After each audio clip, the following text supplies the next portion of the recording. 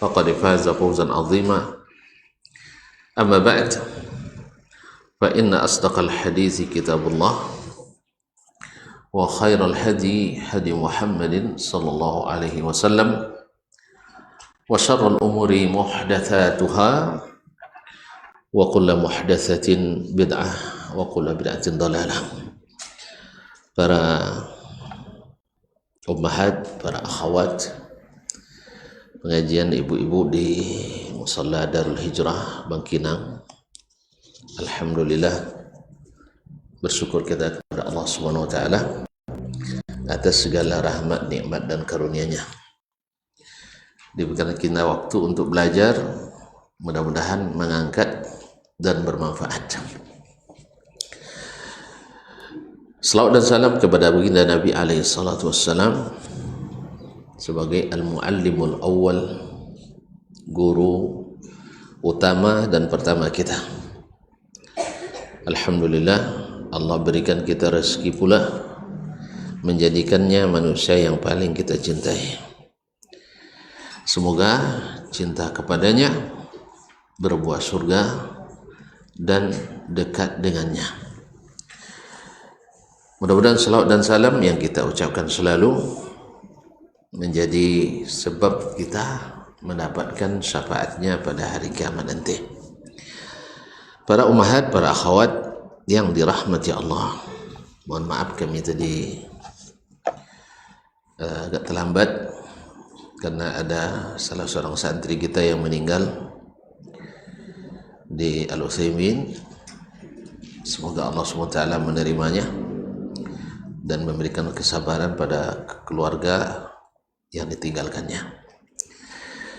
Mudah-mudahan dimasukkan ke surga dan di akhirat dikumpulkan pula kita bersamanya, amin. Melanjutkan kaji kita bersama Imam Al-Bukhari rahimahullah. Terakhir kita masih berkaitan dengan babu jari al-Yahudi. Bab jar atau tetangga orang Yahudi ini sudah kita pelajari kemarin. Masuk pada bab yang setelahnya, babul karam. Itu bab tentang al-karam, yaitu sifat dermawan atau sifat pemurah. Pemurah adalah salah satu adab di antara adab-adab yang disenangi, yang dicintai, yang diharap dari anak manusia. Buktinya orang yang pemurah, orang yang dermawan pasti banyak yang mendekati dan tentu saja banyak yang memuja dan didekati dan dipuji-puji. Oleh sebab itu seseorang kalau mau dipuji oleh Allah Subhanahu wa taala tentunya, kemudian oleh para hamba Allah, maka sifat pemurah adalah sifat yang harus menghiasi dirinya. Qala rahimahullah, hadatsana Muhammad ibn Salam, telah menyampaikan hadis ini kepada kami Muhammad ibn Salam ibn Faraj al-Sulami al-Bikandi. Qala akhbarana Abdah, telah menceritakan kepada kami Abdah, ini Abdah bin Sulaiman al-Kufi, an Ubaidillah, dari Ubaidullah ibn Abdullah ibn Utbah ibn Mas'ud al-Huzali, an Sa'id ibn Abi Sa'id, dari Sa'id ibn Abi Sa'id, yani Sa'id ibn Kaisan al-Maqburi al-Madani, an Abi Hurairah, dari Abu Hurairah radhiyallahu taala anhu, sahabat Nabi yang paling banyak meriwayatkan hadis dari Nabi alaihi salatu wassalam secara mutlak. Berkat doa Nabi alaihi salatu wassalam untuknya dan kesungguhannya dalam mengikuti Nabi dan menghafalkan hadis Nabi alaihi salatu wassalam. Dia berkata, Su'ila Rasulullah sallallahu alaihi wasallam, Nabi ditanya, tentu yang menanya adalah sahabat, ayun nasi akram, siapa manusia yang paling mulia? Siapa manusia yang paling mulia? Qala akramuhum indallahi atqahum. Yang paling mulia di antara manusia adalah atqahum, yang paling bertakwa di antara mereka. Seperti yang Allah sebutkan dalam surat Al-Hujurat, inna akramakum indallahi atqakum. Sesungguhnya yang paling mulia di antara kalian di sisi Allah adalah orang yang paling bertakwa. Karena Nabi kita alaihissalatu wassalam adalah manusia yang paling bertakwa, yang paling melaksanakan perintah dan paling menjauhi larangan, maka beliaulah menjadi manusia paling bertakwa. Beliau katakan, ala inni a'lamukum billah wa atqakum lah. Ingat, aku adalah orang yang paling mengenal Allah di antara kalian dan yang paling bertakwa pula kepadanya. Mengenal Allah, pasti mencintainya, takut dan segan kepadanya, harap dan cinta kepadanya, kemudian juga tahu apa yang diinginkannya lalu dilaksanakan. Maka lahirlah ketakwaan, dan itu menyebabkan manusia semakin mulia. Qalu laisa hadza nas'aluk. Berkata, bukan ini yang kami tanyakan ya Rasulullah. Qal fa akramun nasi Yusuf nabiyullah ibnu nabiyillah ibni khalilillah. Kalau begitu, manusia yang paling mulia adalah Yusuf, Nabiullah, ibnu Nabiillah, anak Nabi Allah, yaitu Yaqub alaihissalam, ibnu Khalilillah, anak Khalilullah, yaitu anak dari Nabi Ibrahim, yaitu dari keturunan Ishaq, Yaqub bin Ishaq bin Ibrahim. Anak Khalilullah. Khalilullah adalah kekasih dekat Allah Subhanahu wa taala, lebih daripada Habibullah. Qalu laisa hadza nas'aluka. Bukan ini yang kami tanyakan ya Rasulullah. Qala fa an ma'adinil arab tas'aluni. Kalau begitu kalian menanyakan kepada saya tentang ma'adinil arab, yaitu tentang keturunan orang Arab ini.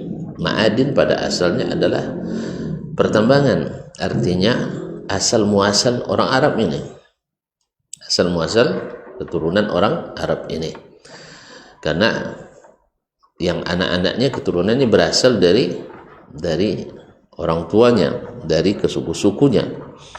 Nah, faqala afwan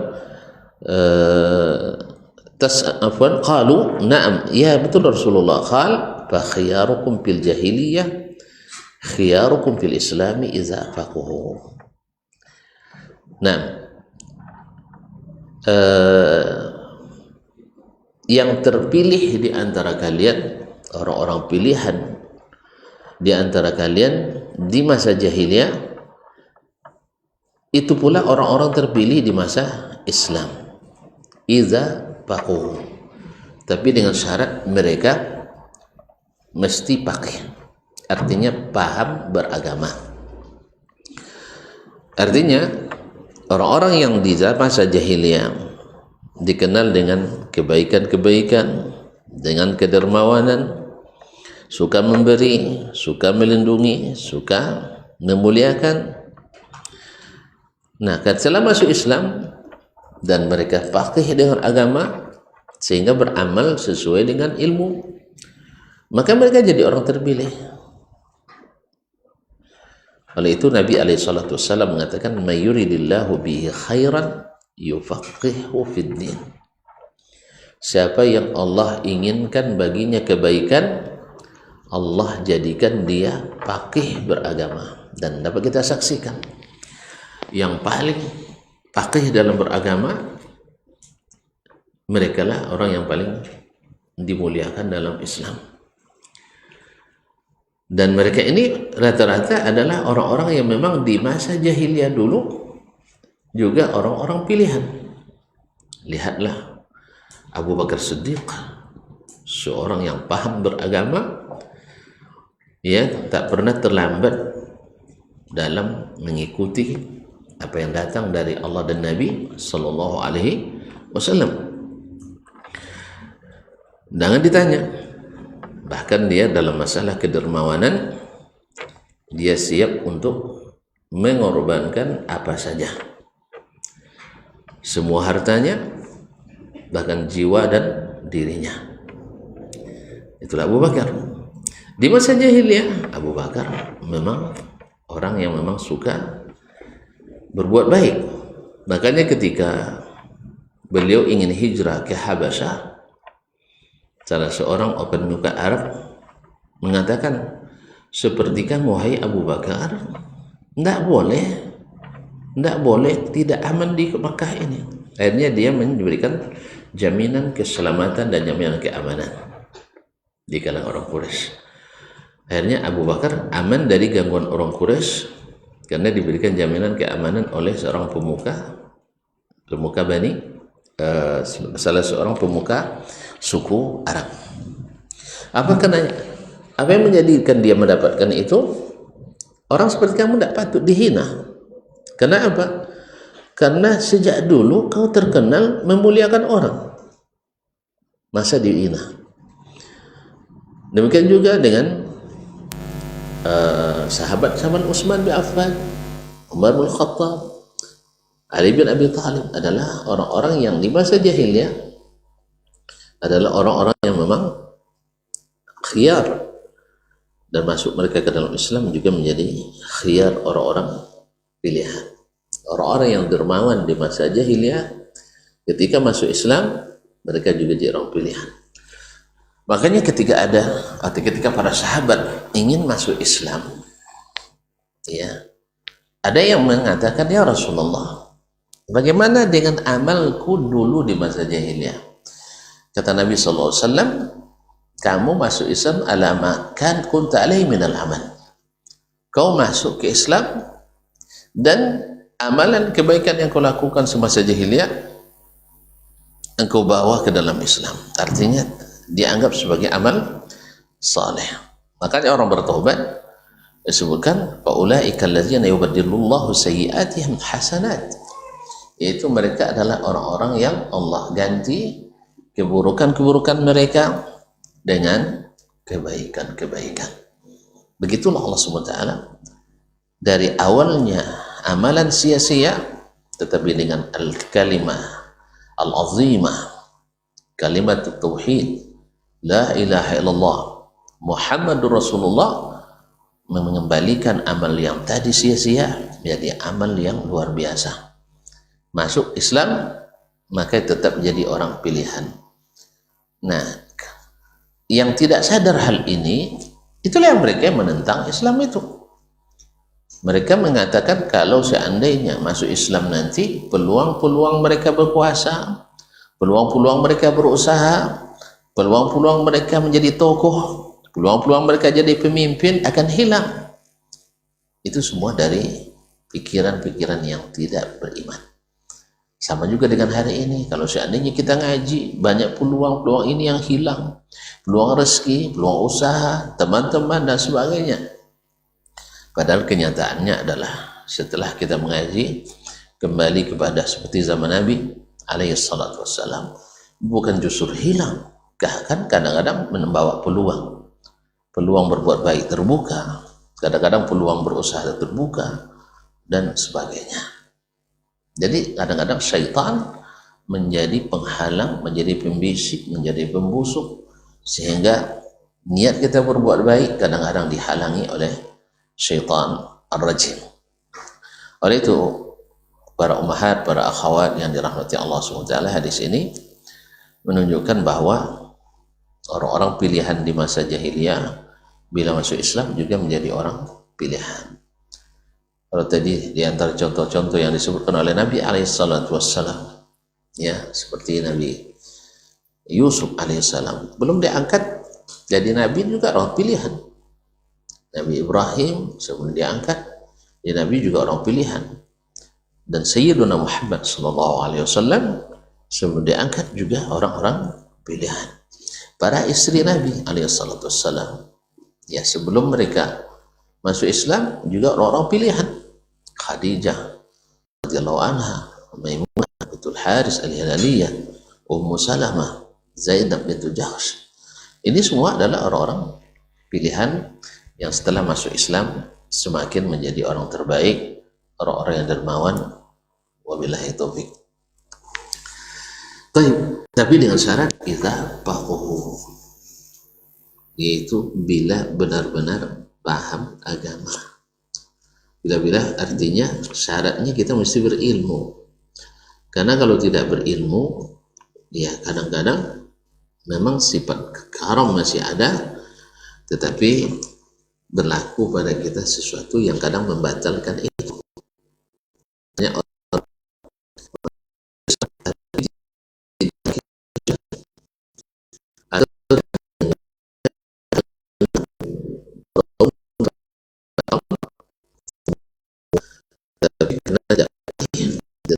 Agama, akhirnya mereka dari sisi kemanusiaan bagus, tapi dari sisi agama, dari sisi tauhid mereka tidak bagus karena mereka tidak paham.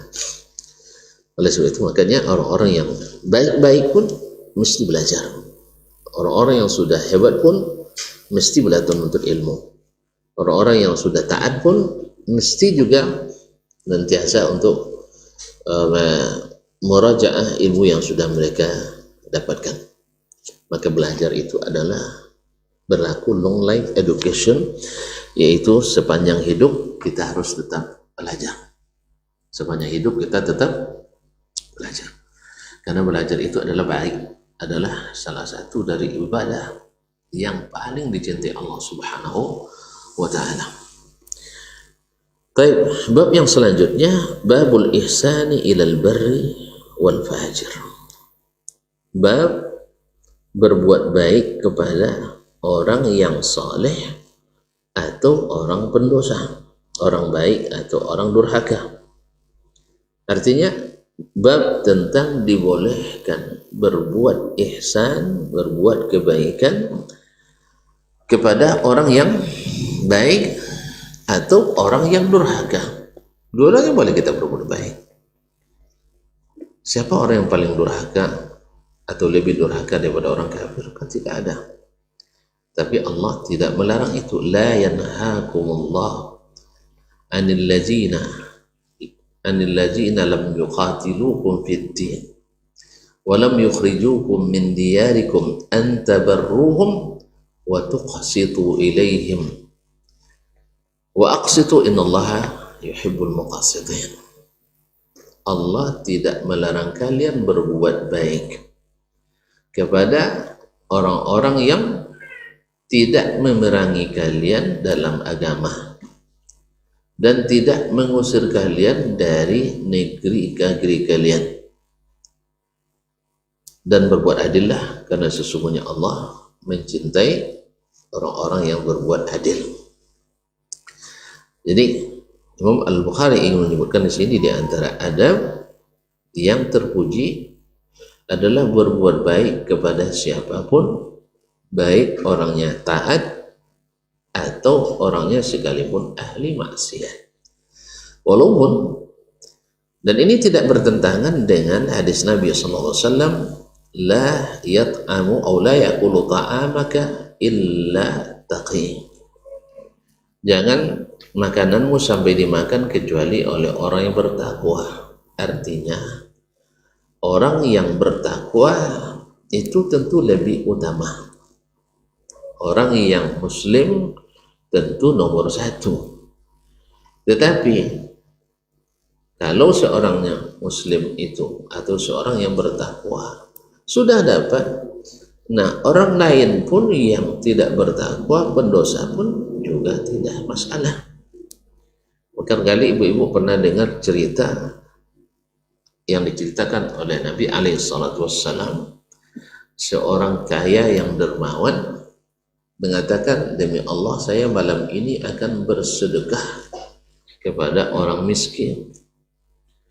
Lalu dia mencari malam itu bersedekah kepada seorang wanita atau seorang wanita berzina. Besoknya diketahui sampai dikatakan orang, Masya Allah dia bersedekah kepada orang berzina. Akhirnya dia mengulang lagi, besok malam ini saya akan bersedekah kepada orang yang berhak, yang miskin. Tiba-tiba datang lagi sedekahnya ke tangan orang pencuri. Lalu orang siangnya berbicara, kok bersedekah pada pencuri? Lalu tahun ketiga dia berhenti lagi, sedekah pada orang kaya yang kedekut. Akhirnya Allah, sedekahku itu ke tangan orang kaya yang kikir. Tapi Allah SWT tetap menerimanya. Adapun wanita yang pertama yaitu berzina yang menerima sedekahnya, mudah-mudahan dengan sedekah yang dia terima, dia tidak perlu lagi melakukan dosa zina. Karena pada umumnya wanita itu terpaksa melakukan zina itu karena untuk mendapatkan biaya hidup. Nah, ketika dia diberikan uang dalam jumlah yang banyak seperti itu, barangkali bisa menghalangi dia untuk meneruskan perbuatan terkutuk itu.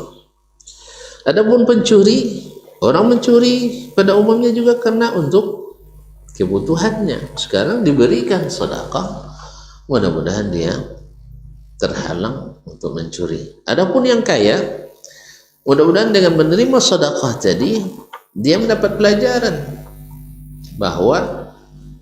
bahwasanya orang yang memiliki mesti mengeluarkan sebagian rezeki untuk yang tidak beruntung mendapatkan kemurahan rezeki.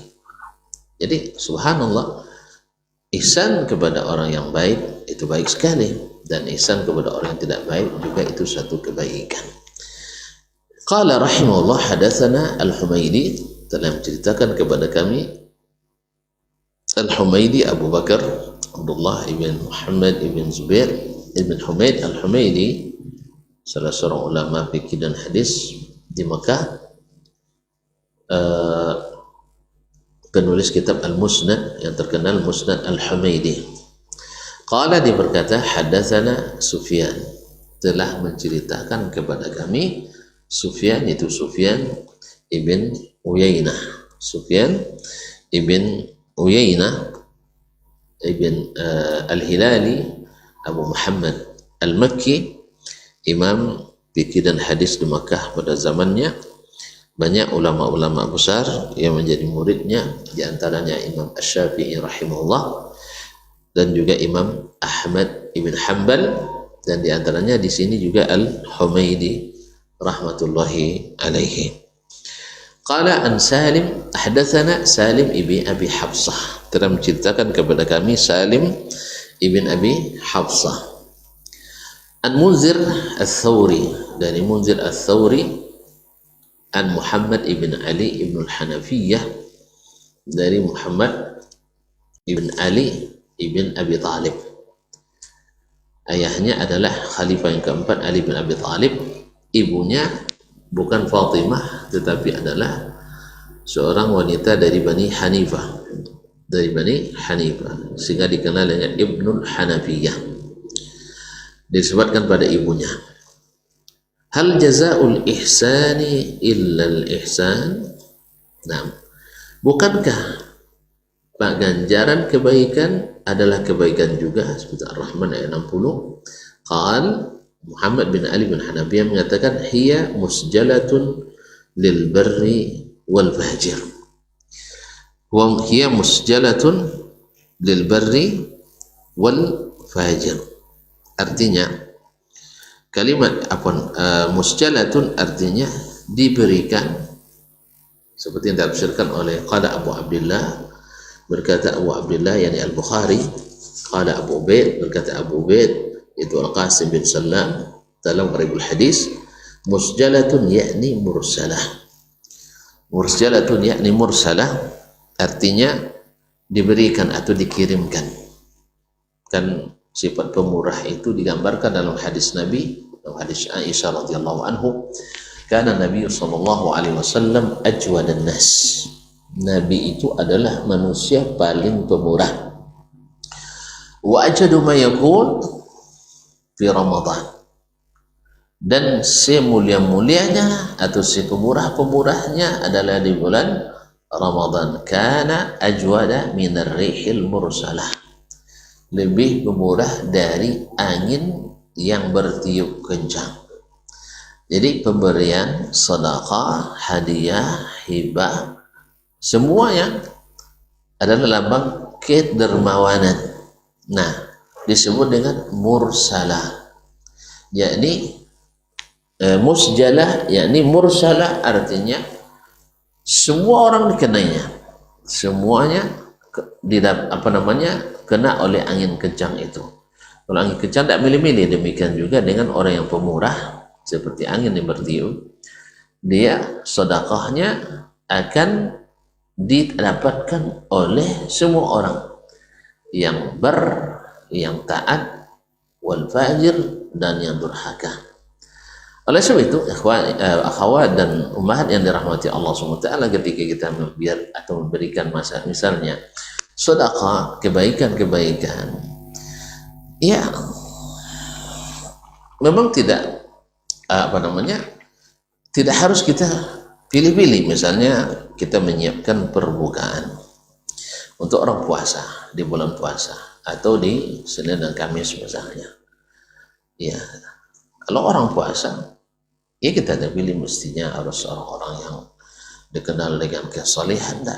Siapapun yang puasa, kita siapkan perbukaannya, baik yang disiapkan di masjid, musalla, atau di tempat-tempat di perjalanan bagi musafir. Tidak perlu kita tanya ada saleh atau tidak. Artinya tidak perlu pula teliti. Tengok dulu, kalau orang saleh kasih, kalau tidak kita kasih. Tetap diberikan.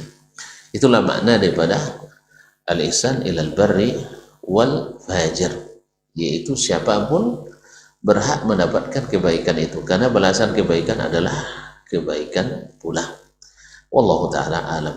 Dan ini adalah termasuk dari kesempurnaan adab seseorang kepada sesama, yaitu dengan berbuat baik kepada siapapun, sekalipun orang tidak saleh. Para ummahat, para akhwat yang dirahmati Allah, kita ambil satu bab lagi setelah ini.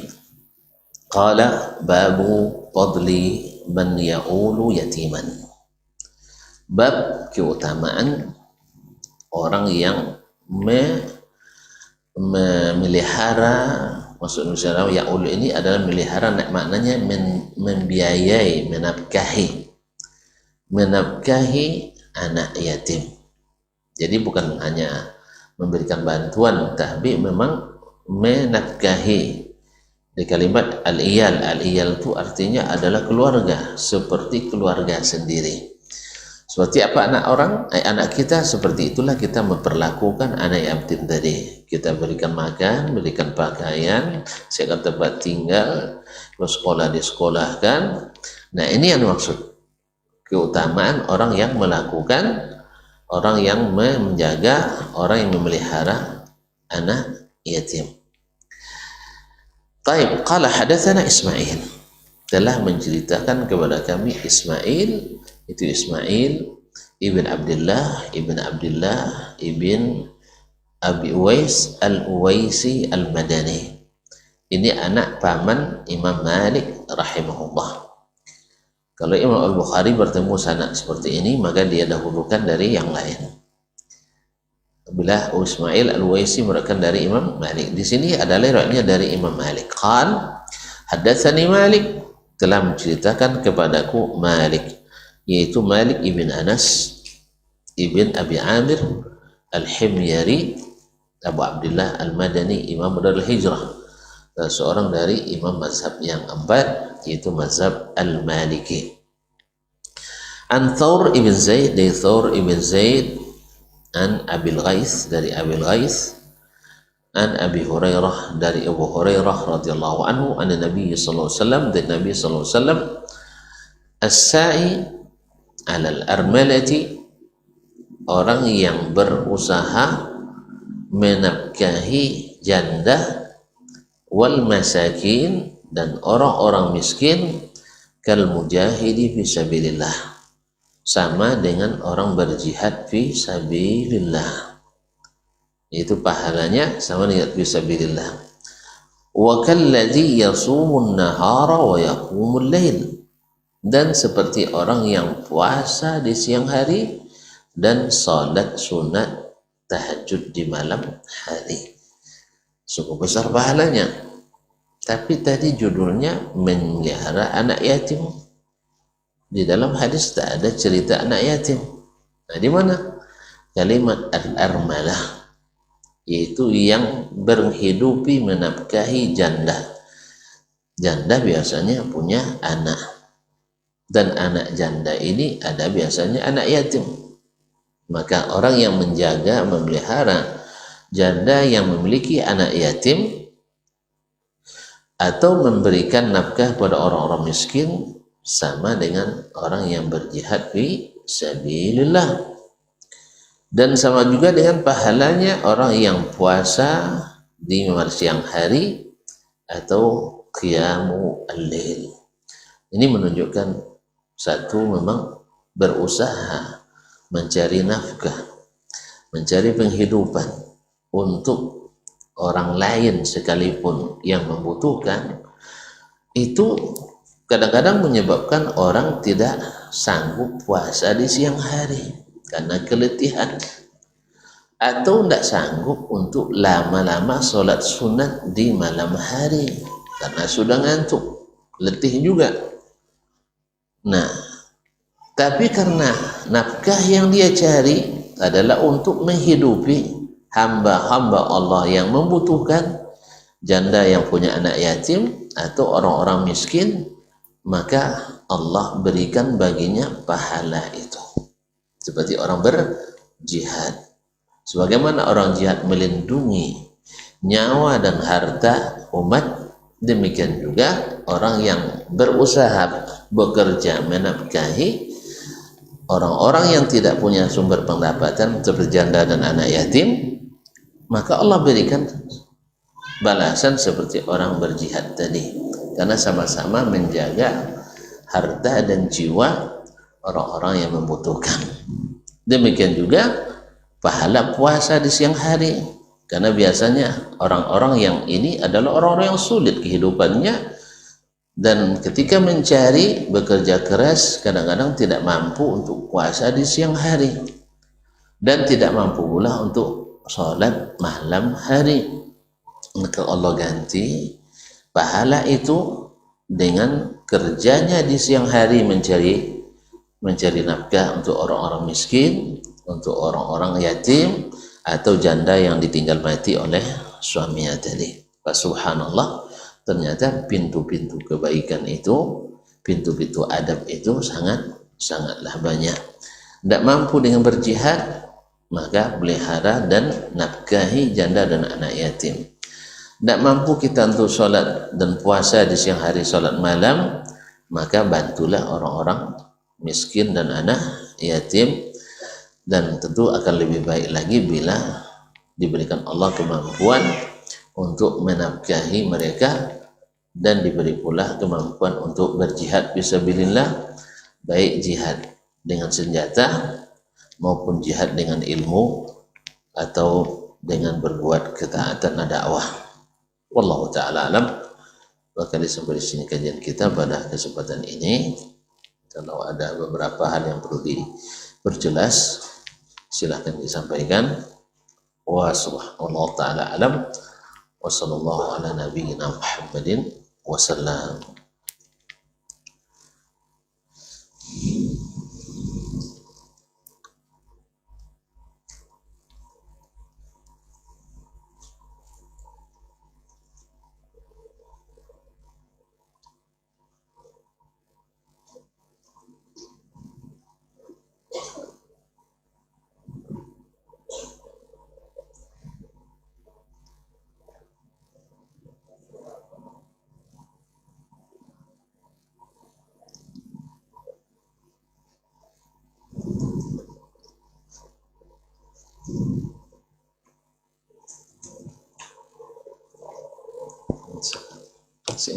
Sini.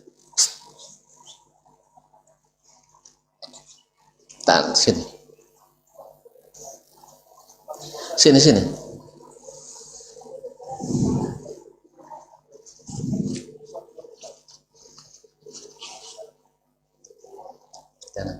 Kanan. Ambil kanan.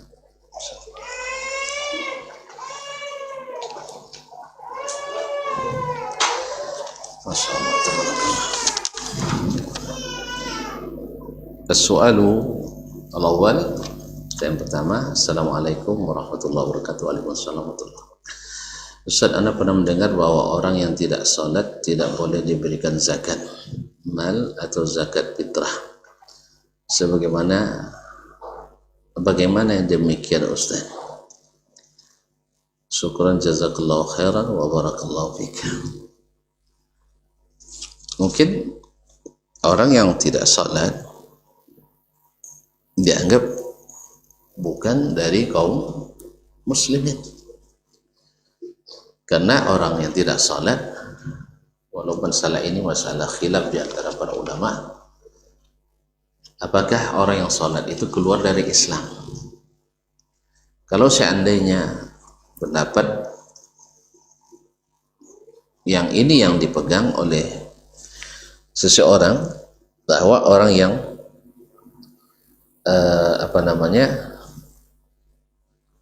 bahwa orang yang tidak sholat itu keluar dari Islam, maka dia tidak berhak mendapatkan zakat fitrah dan zakat mal, kecuali dari bab al-mu'allafah qulubuhum, atau orang yang diharapkan untuk masuk Islam.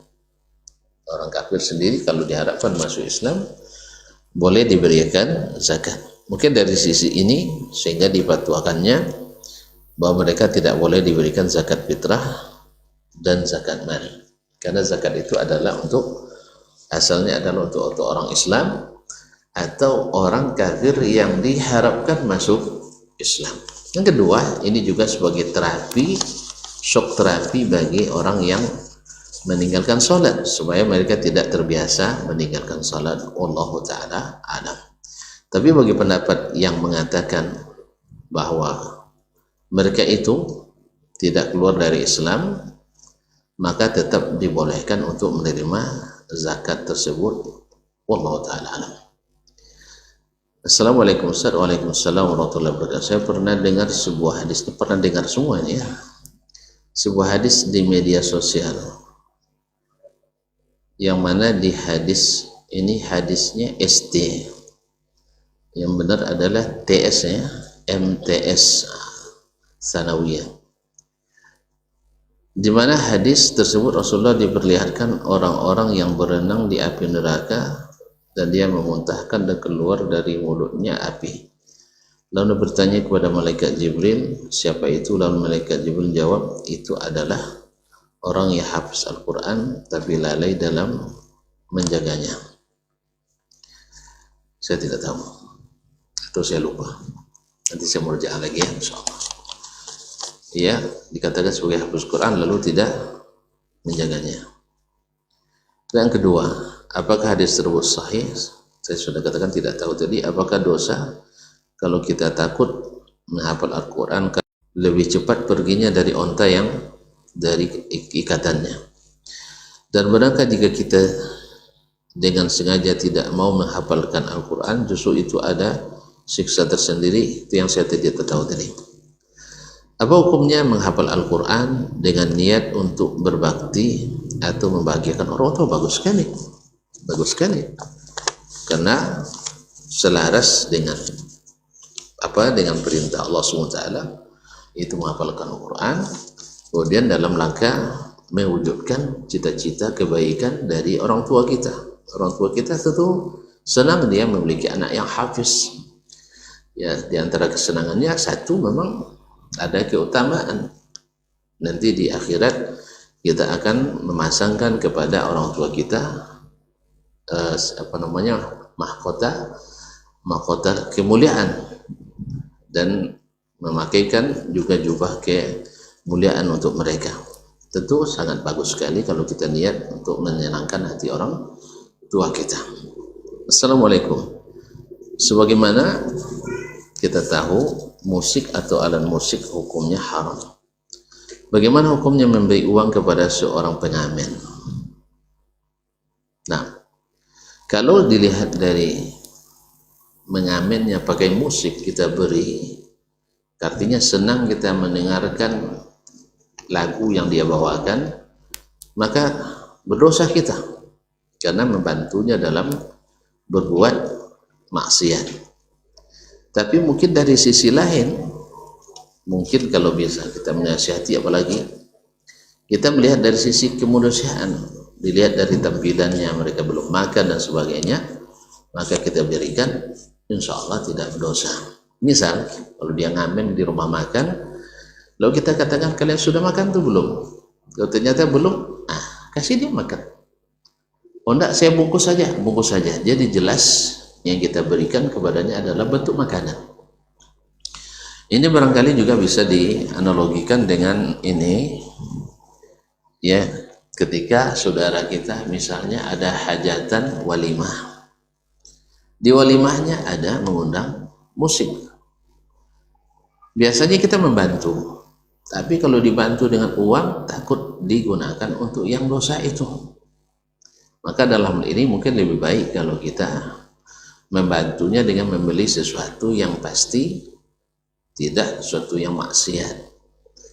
Misalnya kebutuhan rumah tangga yang dia perlukan, kulkas kah, rice cooker kah, atau pelaminan, atau lain-lain yang halal. Maka kita katakan, saya belikan ini untuk Anda, tapi jangan dalam bentuk uang. Cara kita lepas daripada dosa tersebut, wallahu a'lam. Dan bagaimana juga hukumnya orang yang meminta namun fisiknya masih kuat kelihatannya.